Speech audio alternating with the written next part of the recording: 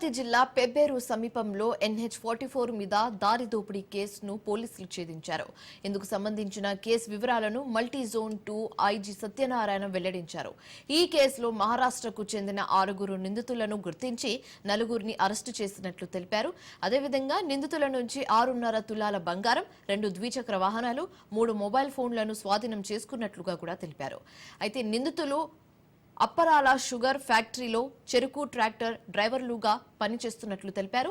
ఈ నెల 18న పెబ్బేరు సమీపంలో రోడ్డు పక్కన నిలిపి ఉన్న కారుపై రాళ్లు, కత్తులతో దాడి చేసి బంగారం చోరీ చేసినట్లుగా తెలిపారు.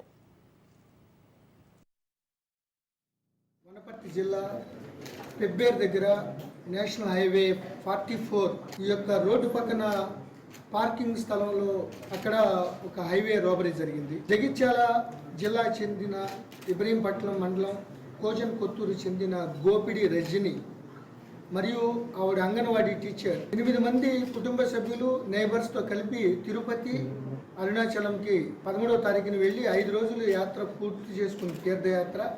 డ్రైవర్ సంతోష్ ఓనర్ అతను కొద్దింత స్లీపీగా ఉండడం వల్ల కొద్ది రెస్ట్ తీసుకుని జగిత్యాల వెళ్ళాలి కదా.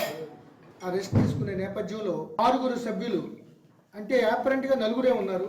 ఆకస్మికంగా ముందు వీళ్ళకి తెలియకుండా పైన ఏదైతే లగేజ్ ఉందో ఆ లగేజ్ని కట్ చేసి తీసుకువెళ్ళి ఫీల్డ్లో చూసుకున్నారు. లైటనింగ్ అటాక్ చేసే తరుణంలో వీళ్ళు ఒక రకమైన షాకు గురయ్యారు. వీళ్ళ దగ్గర ఉన్న 13.5 తులాల బంగారం సంబంధించిన పుస్తల తాళ్ళు, చైన్స్, మంగళసూత్రాలు ఇవన్నీ కూడా దోపిడీ చేయడం జరిగింది.